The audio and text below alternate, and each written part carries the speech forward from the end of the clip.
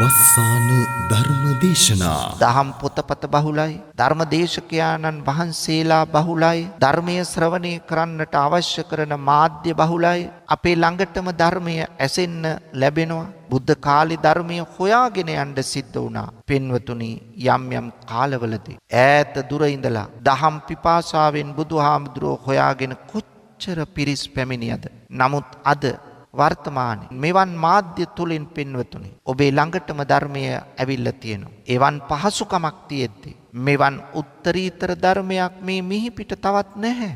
ලෝකයේ විවිධ ආගම් තිබුණත් ලෝකයේ ශ්‍රේෂ්ඨතම දර්ශනය බෞද්ධ දර්ශනය කියලා කියන්නේ මේ දර්ශනය ඕනම කෙනෙකුට ගලප ගන්න පුළුවන් එකක්.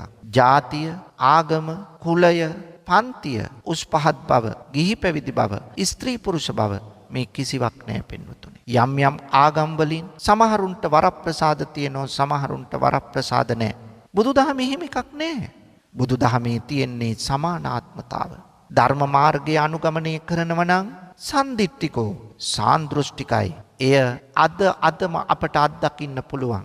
ඒ නිසා පින්වතුනි, අකාලික වූ මේ ධර්මයෙන් අපට ප්‍රයෝජන ගන්න හොඳම කාලය එළඹිලා තියෙද්දි ඇයි අපි එයින් ප්‍රයෝජන නොගන්නේ? ඒ නිසා ඔබේ ජීවිතය තුළ ඔබ හිතන්න ඕන, මෙවන් භාග්‍ය දුර්ලභ කරුණු 4ක් මට ලැබිලා තියෙනවා. මොකද්ද දුර්ලභ කරුණු 4? මනුෂ්‍යත්වයක් ලැබිලා තියෙනවා. ඒ මනුෂ්‍යත්වය තුළ ෂණ සම්පත්තිය මට ලැබිලා තියෙනවා. මම නරකයකට වැටිලා නැහැ. තිරිසන් යෝනියකට වැටිලා නැහැ. പ്രേත අපායකට වැටිලා නැහැ. මට අංග විකල නැතුව, මන්ද බුද්ධික නැතුව මං ඉපදිලා තියෙනවා. මෙච්චර භාග්‍ය මට ලැබිලා. බුදු කෙනෙක් ලෝකේ පහළ වෙච්ච කාලයක තමයි අපි ඉපදිලා තියෙන්නේ. සද්ධර්මයේ බැබලමින් තියෙනවා. මේ කරුණු 4 මෙහිම තියෙද්දිත් පින්වතුනි, ඇයිද අපි අන්ධයන්සේ, ගොළුවන්සේ, බිහිරන්සේ කටයුතු කරන්නේ? අපි අදවත් දැන්වත් අපේ දැස් විවර කොට, අපේ දෙසවන් විවර කොට අපි හිතන්න ඕන මේ සද්ධර්මය අපේ ජීවිතයට ලං කරගන්න. දිනපතා නවතම ධර්මදේශනා ශ්‍රවණය කිරීමට වස්සාන ධර්මදේශනා අපගේ YouTube නාලිකාව දැන්ම subscribe කරන්න. බෙල් අයිකනය ක්ලික් කරන්න. වස්සාන ධර්මදේශනා YouTube නාලිකාව ඔස්සේ ප්‍රචාරය වන මෙම සුමధుර ධර්මානුශාසනාව වෙනුවෙන් පින්බර දායකත්වයෙන් කටයුතු කළේ කොරියාවේ සේවය කරන සුපුන් ලහිරු ඉදිරිසිංහ සහ සමීර අසංක ඉදිරිසිංහ යන පින්වත් දෙදෙනා විසින්. එම පින්වත් දෙදෙනාගේ අරමුණ වන්නේ 2015 වසරේ මාර්තු 25 වන දින මිය පරලොව ගිය රත්නායක මුදියන්සේලාගේ සිලිනෝනා ආච්චම්මා සහ 2020 මාර්තු 11 වන දින පරලොව සපත් දුන් සීමන් ජයසිංහ සියාට පින් අනුමෝදන් කරමින් වස්සාන ධර්මදේශනා YouTube නාලිකාව ඔස්සේ ධර්ම දානමය පින්කමක් සිදු කිරීමයි. අද දේශකයන්න් වහන්සේ අතිපූජනීය මාලිම්බඩ පඤ්ඤාසාර ස්වාමීන් වහන්සේ. අවසරයි අපේ හාමුදුරුවනේ. සමන්ත චක්ඛවාලේසු අත්‍රා ගච්ඡන්තු දේවතා සද්ධම්මං මුනි රාජස්ස සුනන්තු සක්ක මොක්ඛදං ධම්මස්සවන කාලෝ අයං බදන්තා ධම්මස්සවන කාලෝ අයං බදන්තා ධම්මස්සවන කාලෝ අයං බදන්තා. නමෝ තස්ස භගවතු අරහතු සම්මා සම්බුද්දස්ස. නමෝ තස්ස භගවතු අරහතු සම්මා සම්බුද්දස්ස. නමෝ තස්ස භගවතු අරහතු සම්මා සම්බුද්දස්ස. ගරුතර මහා සංඝරත්නයන් අවසරයි ශ්‍රද්ධාවන්ත පින්වතුනි අද මේ උතුම් ධර්ම දානමය පුණ්‍ය කර්මයෙහි පින්වත් දායකත්වයෙන් කටයුතු කරන්නේ කොරියාවේ සේවය කරන සුපුන් ලහිරු එදිරිසිංහ සහ සමීර අසංක එදිරිසිංහ යන මහත්තුරුන්. මේ පින්වතුන්ගේ ප්‍රධාන අරමුණ තමයි 2015 වසරේ මාර්තු 25 වන දින මිය පරලෝකීය රත්නායක මුදියන්සේලාගේ සිලී නෝනා ආච්චි අම්මා සහ 2020 මාර්තු 11 වන දින පරලෝසපත් දොන් සීමන් ජයසිංහ සීයාට පින් අනුමෝදන් කරමින් ධර්ම දානමය පුණ්‍ය කර්මයක් සිද්ධ කිරීම. ඒ නිසා මේ ආච්චි අම්මටත් සීයටත් මේ පින් අත්පත් වේවා. ඒ අය සුඛිත මුදිත වේවායි අපි ප්‍රාර්ථනා කරමු. පින්වතුනි තවත් අරමුණු පරමාර්ථ තියෙනවා. අපි ඒවා ධර්ම දේශනාව අවසානයේදී සිහිපත් කරලා පුණ්‍යානුමෝදනා කිරීම ආශිර්වාද කිරීම කරමු. එතෙක් බුදු බණ පදයකට අවධානය යොමු කරමු පින්වතුනි. ශ්‍රද්ධාවන්ත පින්වතුනි මේ ඔබ සූදානම් වන්නේ තථාගත ලෞතර බුදුරජාණන් වහන්සේ විසින් ලෝක සත්‍යය විශේෂෙහි පතල මහා කරුණාවෙන් දේශනා කොට වදාළ සද්ධර්මයෙන් බිඳක් ශ්‍රවණය කරමින් ඔබේ ජීවිතය තුළ සහනය සංසිඳීම සැනසීම උරුම කර ගැනීමටත් මෙලෝ වශයෙන් ජීවිතයේ දුක්ඛම් කටළු වලින් ඈත් වෙලා වඩාත් සාර්ථක දිවි පෙවෙතක් ගත කිරීමටත් ඒ වගේම පරලොව ජීවිතය වඩාත් සාර්ථක කරගෙන යහපත් ප්‍රතිසන්දියකින් ඒ ජීවිතය ශක්තිමත් කර ගැනීමටත් විශේෂයෙන් ආධ්‍යාත්මික ජීවිතය ආධ්‍යාත්මික ගුණධර්ම වර්ධනය කර ගනිමින් යම් දවසක සකල ක්ලේශයන් ප්‍රහීන කරලා අමා මහ නිවනින් සැනසෙන්නත් බලාපොරොත්තු ඇතුව තමයි ධර්මීය ශ්‍රවණය කරන්නේ. පින්වතුනි ධර්මයෙන් තරම් පිහිටක් මේ ලෝකේ අන් කිසිවකින් ලබා ගන්න බෑ. ඒ නිසා සද්ධම්ම ශ්‍රවණ සද්ධර්මයේ ශ්‍රවණය කිරීම අතිශය වැදගත් ජීවිතයට ආලෝකය ගෙන දෙන මහා කුසල කර්මයක්. ධර්මීය දේශනා කරවීම ධර්මීය ශ්‍රවණය කිරීම ධර්ම සාකච්ඡා පැවැත්වීම දහම් පොත්පත් කියවා ධර්මඥානීය වර්ධනය කර ගැනීම බහුශ්‍රුත කෙනෙකු බවට පත්වීම කල්යාණ මිත්‍රයෙකුගේ ඇසුර මෙන්න මේ ඔස්සේ තමයි අපේ ජීවිතය තුළ කෙලෙස් බරිත අපි ඉන් අත්මිදී නිවන් සුවය සාක්ෂාත් කරනු පිණිස ක්‍රියා කළ යුතු වන්නේ. පින්වතුනි සද්ධර්මය ශ්‍රවණයෙන් තොරව මේ ලෝකයේ කවරෙකුටවත් නිර්වාණය සාක්ෂාත් කරන්න බැහැ. සද්ධර්මය ශ්‍රවණය කිරීම අඩු ගණනේ භාවනා කමටහනක් වශයෙන්වත් සද්ධර්මය ශ්‍රවණය කිරීම අත්‍යවශ්‍ය කාරණයක් බවට පත් වෙනවා පින්වතුනි. ඒ නිසා ධර්ම ශ්‍රවණය ඒ තරම්ම වැදගත්.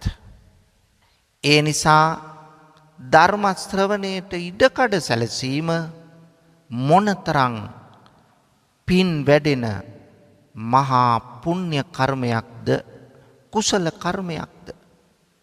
ඒ නිසා පින්වතුනි මෙවන් කටයුත්තකට දායකත්වයගෙන ක්‍රියා කිරීම ඔබ මේ ජීවිතය තුල ලැබපු ඉතිරි කරගන්න වාග්ය සම්පන්න අනුගාමික නිදාන සංඛ්‍යාත මහා කුසලයක් බව අමතක කරන්න එපා පින්වතුනි. අද දේශනාව තුළින් ඔබට පැහැදිලි කරලා දෙන්න බලාපොරොත්තු වන්නේ මේ ලෝකයේ ලැබීමට අපහසු දුර්ලභ කරුණු 4ක් පිළිබඳවයි. ඒ දුර්ලභ කරුණු අතරේ තියෙනවා පින්වතුනි මනුෂ්‍යත්වයක් ලැබීම, බුද්ධෝත්පාදය, බුදුවරයෙකුගේ උපත, ඒ වගේම ෂණ සම්පත්තිය සහ සද්ධර්මය තමාට ස්පර්ශ කරන්නට ලැබීම.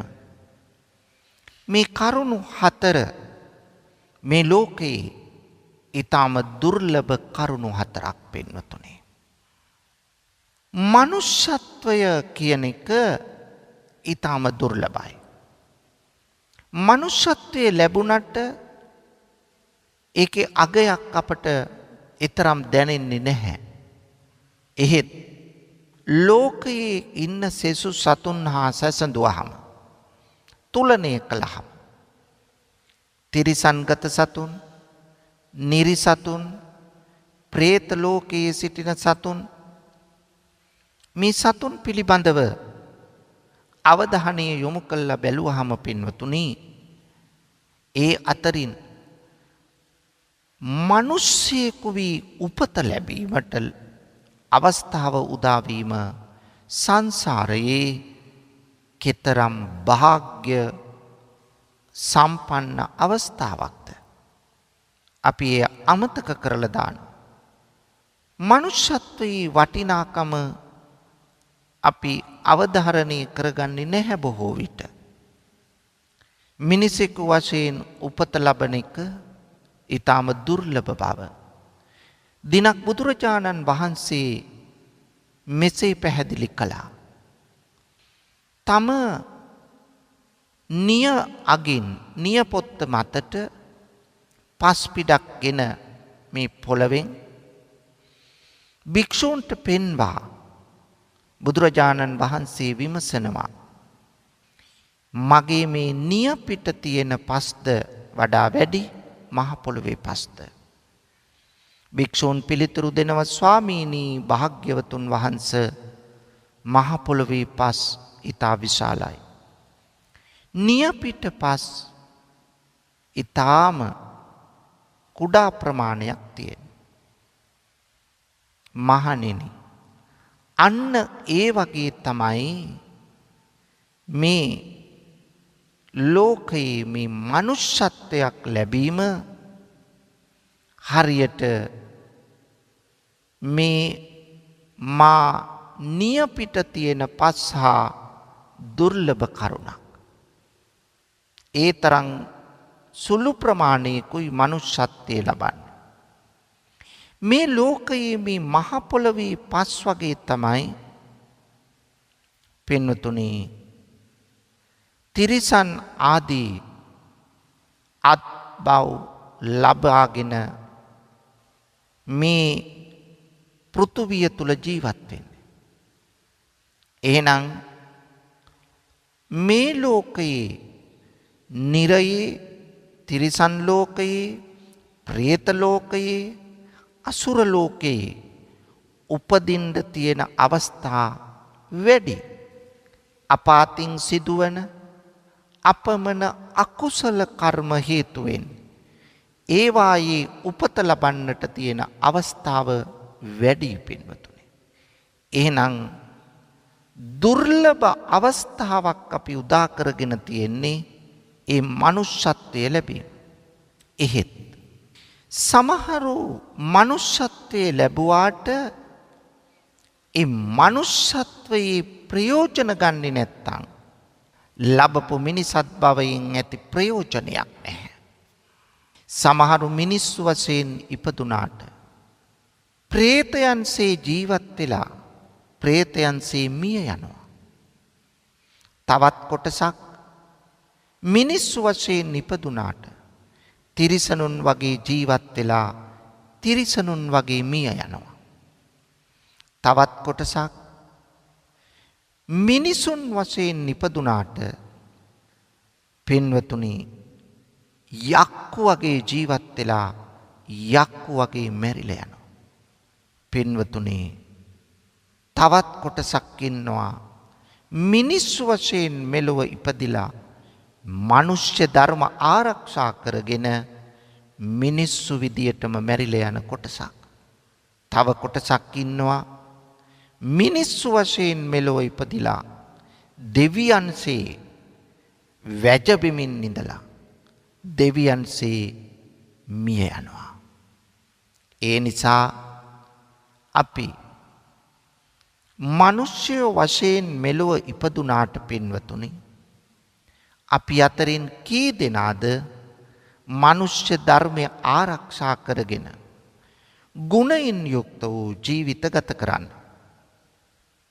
මනුෂ්‍යත්වය හඳුනාගෙන මනුෂ්‍යත්වයේ උපරිම ප්‍රයෝජන ගන්නට අපි කටයුතු කරන්නේ නොමැතිනම් අපට ලබාගත් අපට ලැබිලා තියෙන මේ මනුෂ්‍ය ජීවිතයෙන් නිසි ප්‍රයෝජන ගත්තා වෙන්නේ නැහැ. ඊළඟ භවයේ මනුෂ්‍යත්වයක් ලැබීමට තියෙන භාග්‍ය ඉඩහසර අපි විසින්ම නැති කරගන්නවා. මෙන්න මෙවැනි තත්වයක් තමයි පින්වතුනි අපට දකින්න තියෙන්නේ. ඒ නිසා මේ ලෝකයේ මනුෂ්‍ය වශයෙන් ඉපදුනහම එහි තියෙන වටිනාකම එහි තියෙන වැදගත්කම එහි තියෙන අගය ශ්‍රේෂ්ඨත්වය අපි තේරුම් ගන්න ඕන. මිනිසෙක් නොවි බුදු වෙන්න බෑ. එහෙනම් මනුෂ්‍යත්වය කොයිතරම් වැදගත්.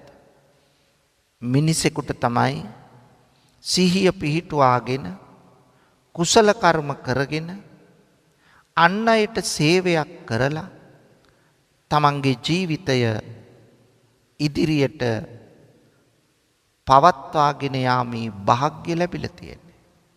මනසින් උසස් කම් ඇතුව මේ ලෝකයේ ක්‍රියාත්මක විය හැක්කේ මිනිසාට පමණයි.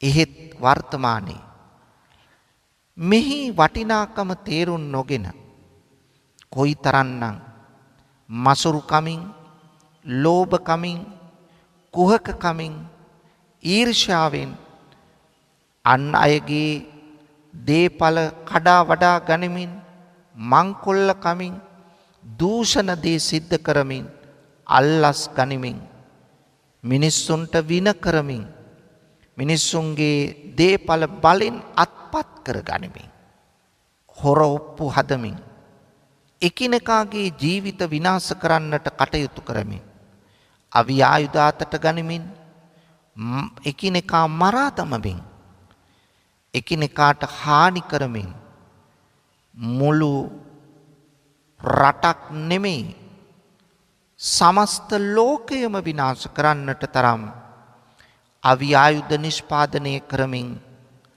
ක්‍රියා කරන මිනිසුන් දුටුවහම මේ මනුෂ්‍යත්වයේ ප්‍රයෝජන ගෙන දැයි අපට හිතෙනවා.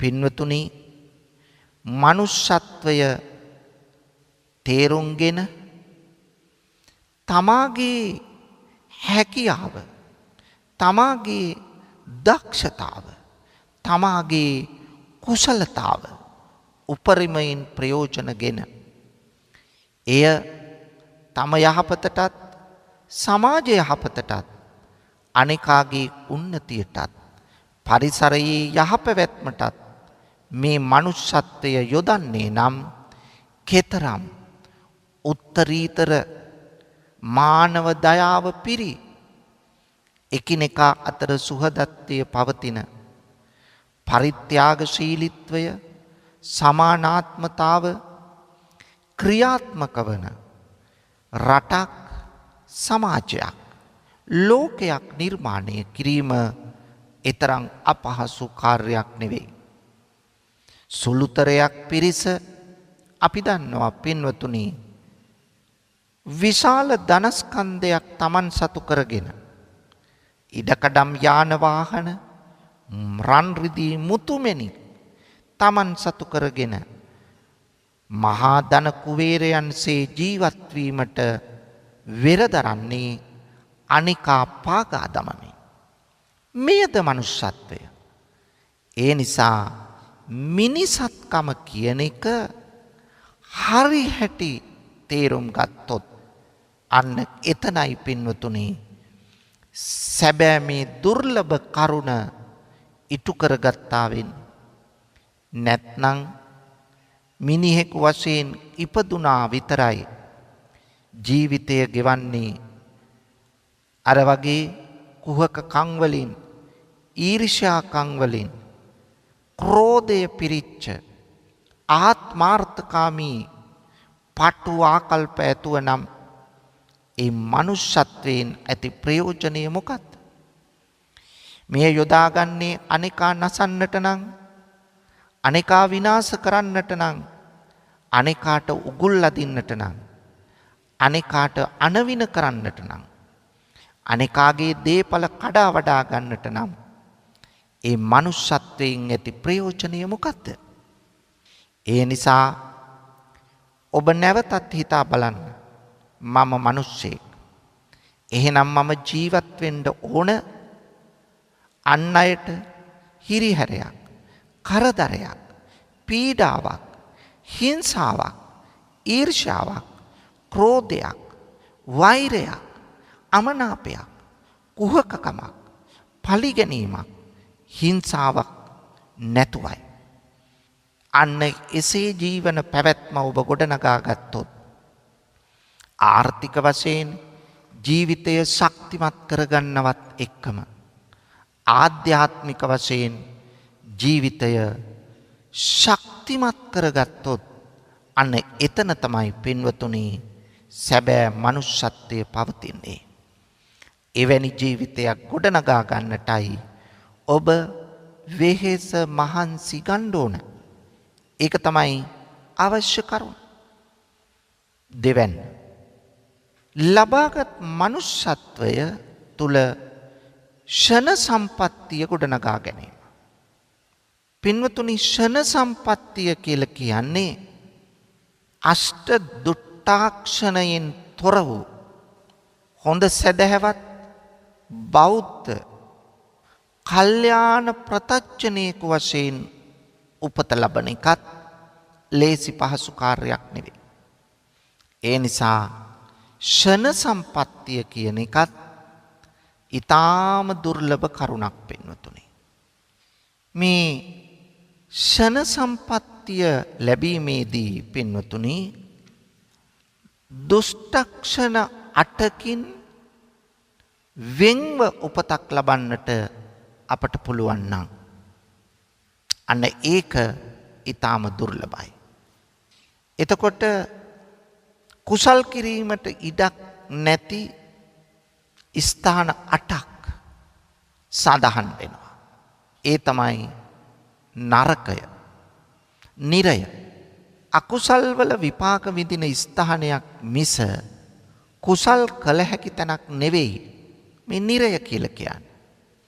එතකොට එහි උපතක් ලැබුණොත් පින්වතුනි මිනිසෙක් වෙලා මෙලොව හිටියා ඊළඟ භවයේ යන්නේ මේ නිරයට නම් එහි ඇති ප්‍රයෝජනය කිම? ඒ නිසා අපි මේ නරකයට නිරයට වැටෙන්න තියෙන අවස්ථා නැති කර ගැනීමටයි වග බලා ගන්න. ප්‍රේතනිකාය මෙයත් මේ අකුසල විපාක විඳින ස්ථානයක්. වන්තාසික, කුප්පිපාසික, නිජ්ජාම තන්නික, පරදත්තූපජීවී කියන මේ ප්‍රේත කොටස් පින්වතුනි ඉන්නවා. මෙන්න මේ പ്രേත කොටස් වලට විඳින්න වෙන්නේ ඊටාම දුක්ඛිත ජීවිතයි. එවැනි තත්ත්වයකටපත් වුනොත් කවදාවත් අපට හිතන්න බෑ මෙන්න මේ දවසේ මම ඉගොඩ වෙනව මෙතන. කොයිතරම් කාලයක් ඒ අපායේ දුක් විඳින්මින් සිටින්නට වේදයි අපි කාටවත් කියන්න බෑ පින්වතුනි. ඒ නිසා අර නිරයේ උපත ලැබුවා වාගේ තවත් අපායක් තමයි പ്രേත ලෝකය. പ്രേත ලෝකයේ උපත ලැබුවත් පින්වතුනි අපට නිසි ලෙස කුසල් දහම් කරගන්න අවස්ථාව ලැබෙන්නේ නැහැ. මේක තමයි ඇත්ත. පරදත්තූපජීවී කියන කොටසට පුළුවන් දෙන පිනක් අරගෙන සැපවත් වෙන්න. නමුත් අනිත් പ്രേත කොටස් වලට එහෙම පින් ගන්නවත් අවස්ථාවක් නැහැ. ලැබූ ජීවිතයේ දුක් විඳලාම කල්ප ගණන් එහෙම ඉඳලා තමයි එතනින් එගොඩ වෙන්න සිද්ධ වෙන්නේ. එහෙනම් බලන්න පින්වතුනි මේ දුෂ්ටක්ෂණ 8 මේකට අහු වුණොත් අපට කවදාවත් යහපත් ජීවිතයක් ගත කරන වාසනාව ඇති වෙන්නේ නැහැ. ඊළඟට බලන්න පින්වතුනි තිරිසන් යෝනිය. තිරිසන් යෝනියේ කුසල් සිද්ධ කරන එක ලේසි පහසු කාර්යයක් නෙවෙයි. තිරිසන් බොහෝ දෙනෙකු ජීවත් වන්නේ තිරිසන් සතුන් තවත් සතෙකු ආහාරයට ගනිමින්. එතකොට එතන වෛරයෙන් ජීවත් වෙන්නේ. ප්‍රාණඝාතය සිදු කරමින් ජීවත් වෙන්නේ. සමහර කොටසකට විතරක් පින්වතුනි තිරිසන් වෙලත් පින් කර ගැනීමේ අවස්ථාව ලැබිච්ච අවස්ථා දකින්න තියෙනවා. උදාහරණ වශයෙන් බුදුරජාණන් වහන්සේට උවටන් කළ පාරිලෙය්‍ය හස්තියා ගත්තොත් වඳුරා ගත්තොත් බුදුහාමුදුරන්ට උවටන් කළ පින් කරගත්තා. බුදුරදුන්ගෙන් බණ අසමින් සිටි මැඩියා. ඒ වගේම බුදුරදුන් ඉන්ද්‍රශාලා ගුහාවෙහි වැඩ සිටින විට උන්වහන්සේගේ ශරීර සෝභාව බලමින් සතුටු වෙච්ච බකමුහුණු පක්ෂියා ලක්දිව එක් ගුහාවක් තුල වාසය කරමින් සිටි කිරිවවුලන් 500 ස්වාමීන් වහන්සේ නමක් දේශනා කළ සතිපට්ඨාන සූත්‍රය අසමින් සිටියා. අපේ බෝසතාණන් වහන්සේ නොයෙක් ආත්මවල තිරිසන් යෝනිවල ඉපදිලා කුසල් පිරූ බව සඳහන් වෙනවා. නමුත් පින්වතුනි හැම තිරිසනාටම එවැනි අවස්ථාවක් ලැබෙන්නේ නැහැ. දැන් ඔබේ නිවස් වෙලත් සමහර වෙලාවට ඉන්නවා තිරිසනෙක් වෙන්න පව් කළත් මිනිස්සෙකුටත් වඩා සැප ලබන තිරිසන්නු ඉන්නවා. එහෙමත් අවස්ථා තියෙනවා. සමහර බල්ලු බලල්ලු ඉන්නවා කවදාවත් සතෙක් මස් జాතියක් ආහාරයට ගන්නේ නැති. බලල්ලු ඉන්නවා වෙන තිරිසන්ගත සතෙක් දඩයම් කරන්නේ නැති. පළතුරු විතරක් ආහාරයට ගන්න තිරිසන්ව ඉන්නවා. බලන්න සමහර තිරිසන්නුන්ට කියන දේ හොඳට තේරෙනවා. ස්වාමියාට ගෙදර අයට අප්‍රමාණ ගෞරවයෙන් ආදරයෙන් කටයුතු කරනවා. එවැනි අවස්ථාත් මේ ලෝකයේ දකින්න පුළුවන්. සමහරුන්ට ඊටම වැටහෙන. පින්නතුනි එක අවස්ථාවකදී මම විහාරස්ථානයක ධර්ම දේශනාවකට වැඩම කළා. පන්සලේ නායක ස්වාමීන් වහන්සේ පිරිසට කතා කළ මාව ධර්මශාලාවට වැඩම කරන්නටයි නියම කළා. බෙරදවුල් සහිතව මාව ධර්මශාලාවට වැඩම කළා. මේ ධර්මශාලාවට ලොකු හාමුදුරුවෝ නායක ස්වාමීන්ද්‍රයන් වහන්සේත් වැඩම කරද්දීම පන්සලේ හිටපු හදන සුනකය බල්ලා මේ පසුපසින් අපි සමග ගියා ශාලාවට. ධර්ම ශාලාවට ගිහිල්ලා මේ වේදිකාවේ ඉස්සරහටම වෙලා läග්ගා. මිනිස්සුන්ගේ මේ සදහැවතුන් සිල් අරගෙන පෝය දවසේ ඒ පැත්තට හිස තබා ගත්තා. නායක සාමීන්ද්‍රයන් වහන්සේ මාව හඳුන්වල දීලා මාව පිළි අරගෙන මට ආශිර්වාද කළා. උන්වහන්සේ වඩින්න හදනකොට මේ සුරතලාට කතා කළා යන්න. ගියේ නෑ. හාමුදුරුවෝ මොකද ඔයත් බණ අහන්නද හදන්නේ කියලා අහලා උන්වහන්සේ පන්සලට වැඩියා. අර සුරතලා මා බණ කියූ පැය පුරාම අර විදියටම හිස තබාගෙන හිටියා. මා හිතුවේ නිින්ද ගිහිල්ල කියලා. පින්වතුනි පුදුමය. මා ධර්මදේශනාව අවසන් කරලා දෙවියන්ට පින් දෙනකොට මෙයා වැස් දෙක ඇරලා බැලුවා. අනතුරුව නැවතත් ලොකු හාමුදුරුව ඇවිල්ලා පුණ්‍යානුමෝදනාව කළා. කළා ඔයත් අද බණ ඇහුවා නේද කියලා දැන් අපි කට්ටිය එක්කම ආපහු ගියා ආවාසකට. මෙයත් ආව පසුපස. මට තව ධර්ම දේශනාවක් තිබුණා වැඩම කරන්න. මම නායක හාමුදුරුවන්ට කිව්වා ස්වාමීන් වහන්සේ මම එහෙනම් යන්නම්. ආවාසගේ පුටුවේ වාඩි වෙලා ඉඳලා මම නැගිටිනකොටම අර සුනකයා මගේ සිවුරෙන් අල්ලගත්තා.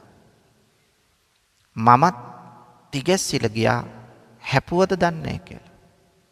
නමුත් සිවුරෙන් අල්ලලා මම යන්න හදනකොට ආපස්සට අදිනවා. මට යන්න දෙන්නේ නැහැ. මං ඇහුවේ ඇයි? මං නැවතත් ඉඳගත්තා. පන්සලේ පොඩි හාමුදුරුවොත් වට වුණා. මොකද්ද මේ ස්වභාවය බලන්න. අවසන මම කිව්වා මට තව බණකට යන්න ඕන. මම දැනගත්ත මෙයාගේ මොකක් හරි සම්බන්ධයක් තියෙනවා මාත් එක්ක. මං කවදාවත් දැකලවත් සුරතල් කළවත් ඇති සතෙක් නෙවෙයි. මං ඒ වෙලාවේ ඔළුව අත ගාලා කිව්වා ඔයා ඉන්න. මට තව ධර්ම දේශනාවකට යන්න තියෙනවා. කියලා කිව්වහම මෙයාව අර පුටු ඇන්දට අත් දෙක ගහගෙන හිටියේ. අත් දෙක බිමට අරගත්තා. මම නැගිට්ටහම එයත් නැගිට්ටා. මං වාහනේ ළඟට ගිහිල්ලා ගොඩ වෙලා ඒ පස්සෙන්ම වාහනේ ළඟටම ඇවිල්ලා බොහොම දුකින් බලාගෙන හිටියේ. පින්නතුනි බලන්න මොකක් හෝ සංසාරයේ සම්බන්ධයක් ඇති. බල්ලෙක් වෙලා ඉපදුනාට සංසාරයේ සමහර විට එකට ඉඳපු කෙනෙක් වෙන්න පුළුවන්. බලන්න පින්නතුනි තිරිසන්නුන්ගේ ස්වභාවය. අද මෙහෙමනම් පින්නතුනි මෙච්චර වැටහීමක් තියෙනවා නම් එදා බුදුරජාණන් වහන්සේට පාරිලෙය වනේ හස්ති රාජයෙක් වඳුරෙක් සැලකුවා කියන එක නොපිළිගන්න පුළුවන්ද? පින්නතුනි කොයි තරම් භාග්‍යද ඒ සත්තු අන්න පින් කරගත්ත අය. ඒ නිසා අපට මෙවැනි සිද්ධි ඕනෑ තරම් මුණ ගැහෙනවා. පින්නතුනි ඒ වගේම අෂ්ටක්ෂණ දුෂ්ටක්ෂණ අතරෙහි තියෙනවා පින්නතුනි අරූපතල. ඒ වගේම පිටසක්වල දැන් බලන්න ඒ වගේ තැනක ඉපදුනොත් ඒත් කුසල් කරන්න අපට අවස්ථාව නැහැනේ. ඒ නිසා එවැනි අවස්ථාත් ඕනෑ තරම් තියෙනවා පින්නතුනි අපට කුසල් කිරීමට අවස්ථාව නැති. දැන් බලන්න පින්නතුනි ඉන්ද්‍රිය විකලත්වයක් තියෙනවා නම් මිනිස්සෙක් වුණත් වැඩක් නැහැනේ. ඇස් දෙක පේන්නේ නැත්තම්, කන් දෙක ඇහෙන්නේ නැත්තම්, කතා කරන්න බැරි නම්, අංග විකල නම්, මන්ද බුද්ධික නම්, ෂණ සම්පත්තිය නැහැනේ පින්නතුනි. ඉතින් කොහොමද නියම විදියට කුසල් දහම් වඩන්න. ඒ වගේම නියත මිත්‍යා දෘෂ්ටියෙහි යම් කෙනෙක් ඉන්නවනම් ඒත් කුසල් කරන්න හිතන්නේ නැහැ. ඒ වගේ තැනත් තත්වයක් ඔවුන්ට ගොඩනැගෙන්නේ නැහැ පින්වතුනි. ඒ නිසා මිත්‍යා දෘෂ්ටිය බලවත් පාප ධර්මයක්. කවදාවත් මිත්‍යා දෘෂ්ටිකයෙකුට නිර්වාණය සාක්ෂාත් කරන්න බෑ. ආධ්‍යාත්මික ගුණධර්ම වර්ධනය කරන්න බෑ. ඒ වගේම අබුද්ධෝත්පාද කාලය මෙවැනි කාලයක ඉපදුනත් කුසල් කියන්නේ මොකක්ද කියලා දන්නේ නැහැ. එහෙනම් පින්නතුනි මෙන්න මෙවැනි දුෂ්ටක්ෂණ 8කට අහු වුණොත් බලන්න එවැනි තත්වයකට අහු වුණොත් කොයිතරම් අභාග්‍යයක්ද. එවැනි තත්වයකට අහු නොවි ෂණ සම්පත්තියක් සහිතව ඇස් දෙක හොඳට පේන, කන් දෙක හොඳට ඇහෙන, ගඳ සුවඳ දැනෙන, පහස දැනෙන, හොඳ බුද්ධියක් තියෙන, අතපය හොඳට පිහිටලා තියෙන කෙනෙක් වශයෙන් ඉපදුනොත් ඒ කෙනාට පුළුවන්නේ Tamanගේ ජීවිතය තුල වඩාත් හොඳින් කුසල් දහම වඩන්න. එහෙනම් දුර්ලභ කරුණක් තමයි ෂණ සම්පත්තිය. තුන්වෙනි කරුණ තමයි පින්නතුනි බුද්ධෝත්පාදය. බුදුවරයෙකු බිහිවීම. ඊට දුර්ලභ කරුණක්. එතකොට සමහර කාල තියෙනවා බුද්ධ ධම්ම යන වචනයවත් අසන්නට නොලැබෙන කාල. දැන් දහම් සොඬ කතාවේ එමතු කාලයක් ගැනයි සඳහන් වෙන්නේ. බණ පදයක් සොය සොයා ගිය කාලයක්. රජු තමන්ගේ සියල්ල අතහැරලා. දැන් බලන්න ලෝ වැඩ සංගරාවේ ඒකනේ කියන්නේ කලකිනි බුදු කෙනෙකුන් උපදින්නේ දුකකිනි මිනිසත් බව ලැබගන්නේ. එහෙනම් පින්නතුනි ලෝතුරා බුදු කෙනෙක් පහළ වීම ඊටම දුර්ලභ කරුණක්. බුදු කෙනෙක් මේ ලෝකේ පහළ වෙන්න උන්වහන්සේ සාරා සංඛ්‍ය කල්පලක්ෂයක් පාරමිතා පුරන්න. දස පාරමිතාවන් පුරලා තමයි ලෞතුරා බුද්ධත්වයට පත් වෙන්නේ. මොනතරම් ගුණධර්ම වලින් යුක්ත කෙනෙක් බවට පත් වෙනවාද මේ බුදු කෙනෙක් වෙන්න ඉන්න කෙනෙක්. ඒකට අවශ්‍ය කරන ගුණධර්ම සියල්ලම සම්පූර්ණ කරන්න ඕන. බුදුවරයෙකු වීමට අවශ්‍ය කරන පාරමිතා පුරන්න අවශ්‍ය කරන ගුණධර්ම සම්පූර්ණ කිරීම අවශ්‍යයි නේ පින්වතුනි. එහෙම නැත්තම් කොහොමද බුදුවරයෙක් බවට පත් වෙන්නේ? ඒ නිසා සංසාරේ අප්‍රමාණ කුසල කර්ම සිද්ධ කරමින් ඉදිරියට ආපු කෙනෙක්. එහෙම නැතුව පින්නතුනි දැන් සංසාරේ මනුෂ්‍යත්වයේ ලබලා ලිංග සම්පත්තිය ලබලා හේතු සම්පත්තිය ලබලා ශාස්ත්‍රීය දර්ශනයක් ලබලා විවරණ අරගෙන ප්‍රෞච්ඡා භූමියටපත් වෙලා ගුණ සම්පත්තියෙන් යුක්තව අධිකාරිය ජීවිත පරිත්‍යාගයෙන් බුදු වීමට උත්සාහ දරන්නෙකු බවට පත් වෙලා ඡන්දතාව හේවත් මම කෙසේ හෝ බුදු වෙනවයි කියන මේ ගුණධර්ම ඇතුවනේ මේ බුද්ධත්වයේ කියන උත්තරීතර තැනටපත් වෙන්නේ. නැත්නම් නිකම් බෑනේ පින්නතුනේ. එහෙනම් මෙන්න මේ తত্ত্বය ඇති කරගෙන අදිෂ්ඨාන පූර්වකව වීර්ය වඩමින් තමන්ගේ ජීවිතය ගත කිරීමේ ප්‍රතිඵලයක් නිසා තමයි බුද්ධත්වයේ නම් වූ උත්තරීතර තැනටපත් උනේ. බුදුවරයෙකු තමන් සංසාරයේ කළ කැපවීම කොයිතරම්ද? ඒ කැපවීමේ ප්‍රතිඵලයක් වශයෙන් පරතෝ ഘോഷයෙන් තොරව අනුන්ගෙන් අසා දැනගන්න නැතුව තමයි මේ මහා ප්‍රඥාව ලබා ගත්තේ. රහත් බව අරහත් බව ලබා ගත්තේ. බුද්ධ ඥානය ලබා ගත්තේ කාගෙන්වත් අහලා දැනගෙන නෙවෙයි පින්වතුනි. ඒ තරම් බුදුරජාණන් වහන්සේ ස්වකීය ඥානයෙන් සියල්ල ලබා ගත්තා. එතනින් නතර නොවී බලන්න උන්වහන්සේගේ ප්‍රඥාව සාමාන්‍ය මිනිසුන්ගේ ප්‍රඥාව යම් කිසි ප්‍රශ්නයක එක පැත්තයි දැනෙන්නේ. එහෙත් බුදුරජාණන් වහන්සේගේ ප්‍රඥාව එහෙම එකක් නෙවෙයි පින්වතුනි. සාමාන්‍ය මිනිස්සුන්ගේ ප්‍රඥාව ප්‍රශ්නයක එක පැත්තක් දකින ඒක දේශයකින් යුක්තයි. බුදුරජාණන් වහන්සේගේ ප්‍රඥාව ප්‍රශ්නයක් විනිවිද දකින අනේක දේශයකින් යුක්තයි. මෙවැනි ස්වභාවයක් තියෙන්නේ. ඒ උදාහරණයකින් දක්වනවා. පරඬැල් පතක් කිලූ රත් කළ යකඩයක්සේ කියලා. පරඬැල් කියලා කියන්නේ කෙසෙල් කොළවල වේලිච්ච කොළ. වේලිච්ච කොළයක් හෝ කොළ කීපයක් බිම තියලා රත් කළ යකඩයක් ඒ මත තිබ්බොත් එය පිලිස්සීගෙන පසාරු කරගෙන භූමිය බිම දක්වා යන ගමන් කරන. අන්න ඒ වගේ බුදුරජාණන් වහන්සේගේ ප්‍රඥාවත් විනිවිද යන්නක්. ලෝකයේ නොදන්න කිසිවක් උන්වහන්සේ තුල නෑ පින්වතුනි.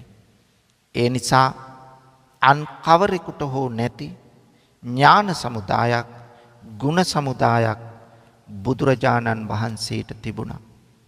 එහෙනම් උන්වහන්සේ තමන් වහන්සේට ලැබිච්ච ඥානය ගැන විවිධ අවස්ථාවන් වලදී සඳහන් කරලා තියෙනවා. පින්වතුනි, බුදුහාමුදුරන්ට තිබුණා ෂඩ් අසාධාරණ ඥානය, ඉන්ද්‍රිය පරෝ පරියත්ත ඥානය, ආසයානුසේ ඥානය, යමක පාටිහාරී ඥානය, මහා කරුණා සමාපatti ඥානය, සබ්බඤ්ඤුත ඥානය, අනාවරණ ඥානය.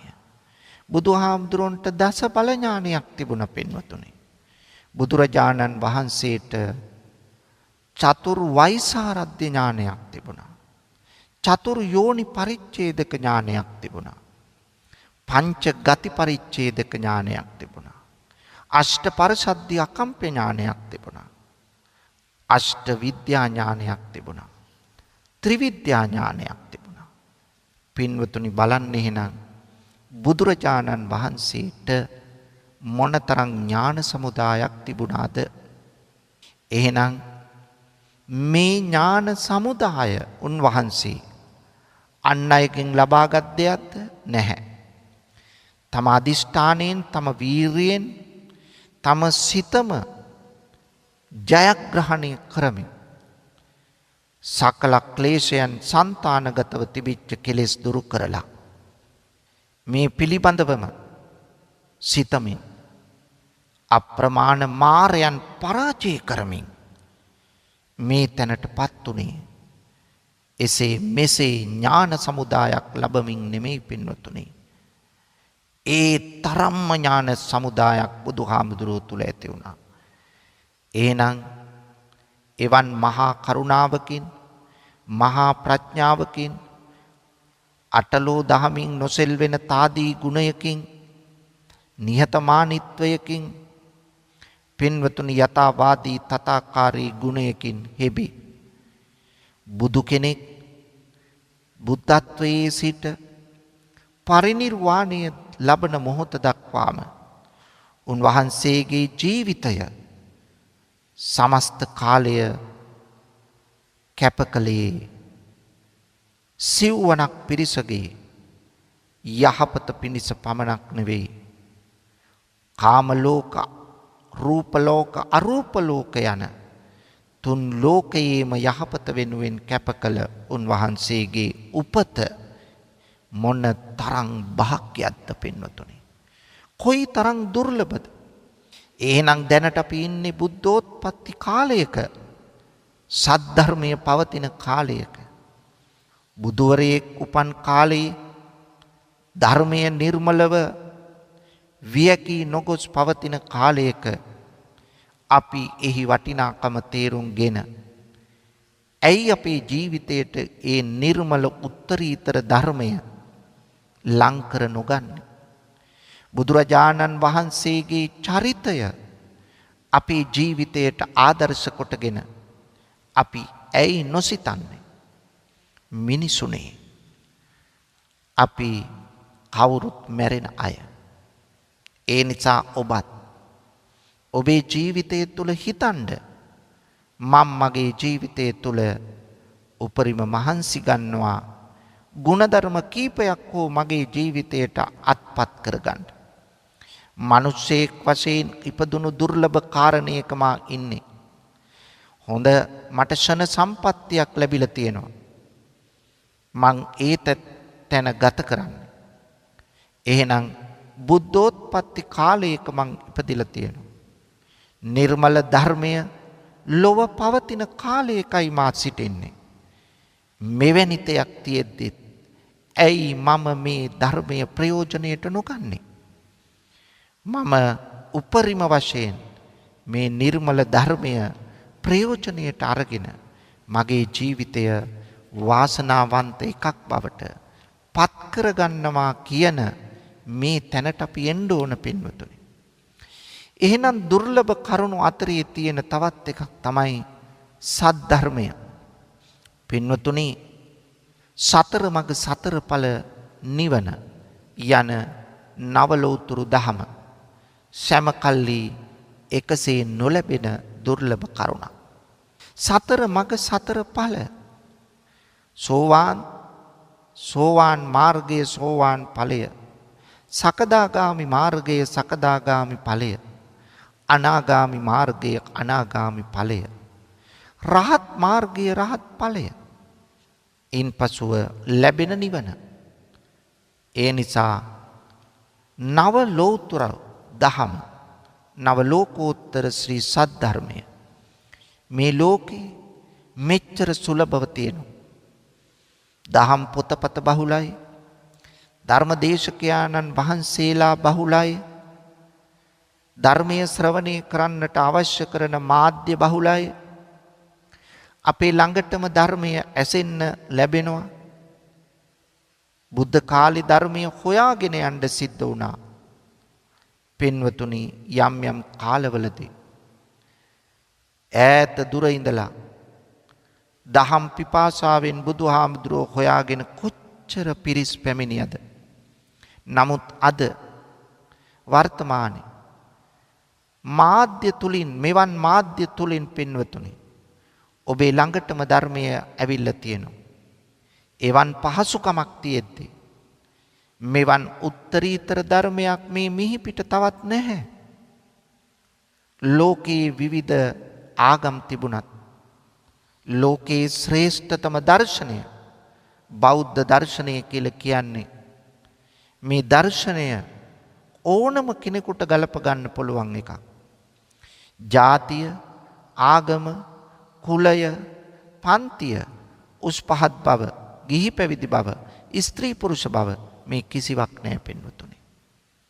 යම් යම් ආගම් වලින් සමහරුන්ට වරප්‍රසාද තියෙනවා, සමහරුන්ට වරප්‍රසාද නැහැ. බුදුදහමේ එහෙම එකක් නැහැ. බුදුදහමේ තියෙන්නේ සමානාත්මතාව. ධර්ම මාර්ගය අනුගමනය කරනව නම් සන්දිට්ඨිකෝ, සාන්දෘෂ්ටිකයි. එය අදම අපට අත්දකින්න පුළුවන්. ඒ නිසා පින්වතුනි, අකාලික වූ මේ ධර්මයෙන් අපට ප්‍රයෝජන ගන්න හොඳම කාලය එළඹිලා තියෙද්දි ඇයි අපි එයින් ප්‍රයෝජන නොගන්නේ? ඒ නිසා ඔබේ ජීවිතය තුළ ඔබ හිතන්න ඕන මෙවන් භාග්‍ය දුර්ලභ කරුණු 4ක් මට ලැබිලා තියෙනවා. මොකද්ද දුර්ලභ කරුණු 4? මනුෂ්‍යත්වයක් ලැබිලා තියෙනවා. ඒ මනුෂ්‍යත්වය තුල ෂණ සම්පත්තිය මට ලැබිලා තියෙනවා. මම නරකයකට වැටිලා නැහැ. තිරිසන් යෝනියකට වැටිලා නැහැ. പ്രേත අපායකට වැටිලා නැහැ. මට අංග විකල නැතුව, මන්ද බුද්ධික නැතුව මං ඉපදිලා තියෙනවා. මෙච්චර වාග්ය මට ලැබිලත් බුදු කෙනෙක් ලෝකයේ පහළ වෙච්ච කාලයක තමයි අපි ඉපදිලා තියෙන්නේ. සද්ධර්මයේ බැබලමින් තියෙනවා. මේ කරුණු හතර මෙහිම තියෙද්දිත් පින්වතුනි ඇයිද අපි අන්ධයන්සේ ගොළුවන්සේ බිහිරන්සේ කටයුතු කරන්නේ? අපි අදවත් දැන්වත් අපේ දැස් විවර කොට අපේ දෙසවන් විවර කොට අපි හිතන්න ඕන මේ සද්ධර්මය අපේ ජීවිතයට ලං කර ගන්නවා. මේ සද්ධර්මය අපේ ජීවිතය තුළ ක්‍රියාත්මක කරනවා. ආයිත් මට මනුෂ්‍යත්වයක් කවද ලැබෙයිද කවුද දන්නේ? මේ සංසාරය අනවරාග්‍රයි. මේක ස්ථිරව කියන්න බෑ. ආර්ය තත්ත්වයට හෙවත් සෝවාන් මගඵල නුවණ ලබන තෙක් අපි කාටවත් කියන්න බෑ මම ලබන භවයේ මෙන්න මෙතන උපදිනවාය කියලා. ආර්ය තත්ත්වයට පත් වුනොත් සෝවාන් මගඵල නුවණ ලැබුවොත් එවැනි කෙනෙක් කවදාවත් දුගතියකට ඇද වැටෙන්නේ නැහැ. නමුත් පින්වතුනි තවමත් අපි එවැනි තත්ත්වයකට පත් නොවි ඇති බැවින් අපිට ඊළඟ භවයේ කොතන දුගතියකට පත් වේද දන්නේ නැහැ. ඒ නිසා සද්ධර්මයේ ඇති මනුෂ්‍යත්වයක ඉන්න ෂණ සම්පත්තියක් ලබාපු බුද්ධෝත්පත්ති කාලයක ඉපදිලා මෙච්චර වාසනාවක් ලැබිලත් ඇයි අපි මේ ධර්මය ප්‍රයෝජනයට නොගන්නේ කියලා ඔබ ඔබෙන්ම ප්‍රශ්න කරන්න. ප්‍රශ්න කරමින් ඔබ හිතන්න මම අද ඉඳලවත් මගේ ජීවිතයට ධර්මය මන් ලං කර ගන්නවා. මම මගේ ජීවිතයෙන් ධර්මයේ ඈත් වෙන්න දෙන්නේ නැහැ. ඒ තුලින් මන් නිසි ප්‍රයෝජනයක් ගන්නවා කියන මේ හැඟීම ඇති කරගත්තොත් අන්න එතනයි ඔබේ ජයග්‍රහණය. ඒ ජයග්‍රහණය අත්පත් කරගන්නට ඔබට නුවණැස ප්‍රඥාව පහළ වේවායි මා ප්‍රාර්ථනා කරනවා. පින්වතුනි අද මේ ධර්ම දානමය පුණ්‍ය කර්මයෙහි පින්වත් දායකත්වයේගෙන කටයුතු කළේ කොරියාවේ සේවය කරන සුපුන් ලහිරු එදිරිසිංහ සහ සමීර අසංක එදිරිසිංහ කියන මහත්තුරුණුයි.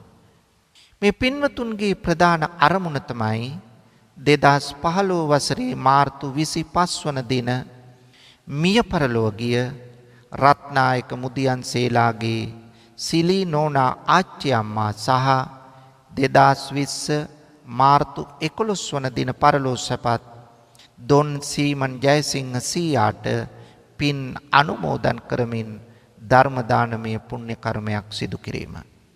ඒ නිසා මේ පින් ඒ ආච්චි අම්මාටත් සීයාටත් අත්පත් වෙලා ඒ දෙදෙනා ඇතුළු සියලුම මියගිය ඥාතීන්ට සසරගත දුක නිවා අමා මහ නිවනින් සැනසෙන්නට මේ පුණ්‍ය කර්මයේද හේතු වාසනා වේවායි ප්‍රාර්ථනා කරමු. ඒ වගේම මේ පින්වතුන් තුල තවත් තියෙන අදහස් කීපයක් තියෙනවා. සුපුන් සහ සමීර යන අයගේ දයාබර දෙමාපියන් වන මේ පුතාලා දෙන්න මේ දෙදෙනාගේ ආදරබර දෙමාපියන් වන සෝමදාස එදිරිසිංහ පියාණන්ට සහ අශෝක මානෙල් ජයසිංහ ආදරණීය මෑණියන්ටත් නිදුක් නිරෝගී සුවය දීර්ඝායුෂ ප්‍රාර්ථනා කරනවා කොරියාවේ සිට. සුපුන් ලහිරු එදිරිසිංහගේ දයාබර බිරිඳ වන ගමගේ ට්‍රිලීෂියා රාමනායක හා ඉන්දුවර හංසක එදිරිසිංහ පුංචි පුතාටත් නිරෝගී සම්පත්තිය හා දීර්ඝායුෂ ප්‍රාර්ථනා කිරීමත් ඔවුන්ගේ අපල දුරුවීම පිණිසත් මේ ධර්ම දානමය පින්කම හේතු වාසනා වේවායි ප්‍රාර්ථනා කරනවා. කොරෝනා උවදුර දුරු වේවා සියලු දෙනාට නිරෝගී සම්පත්තිය උදා වේවායිද මේ පින්වතුන් ප්‍රාර්ථනා කරනවා. දේශකයාණන් වහන්සේ ඇතුළු මහා සංඝරත්නයටත් ඒ වගේම වස්සාන ධර්ම දේශනා YouTube නාලිකාවේ ගායන් දුෂ්‍යන්ත මහතා ඇතුළු කාර්ය මණ්ඩලයටත් නිරෝගී සම්පත්තිය චිරජීවනය දීර්ඝායුෂ වේවායි ප්‍රාර්ථනා කරනවා.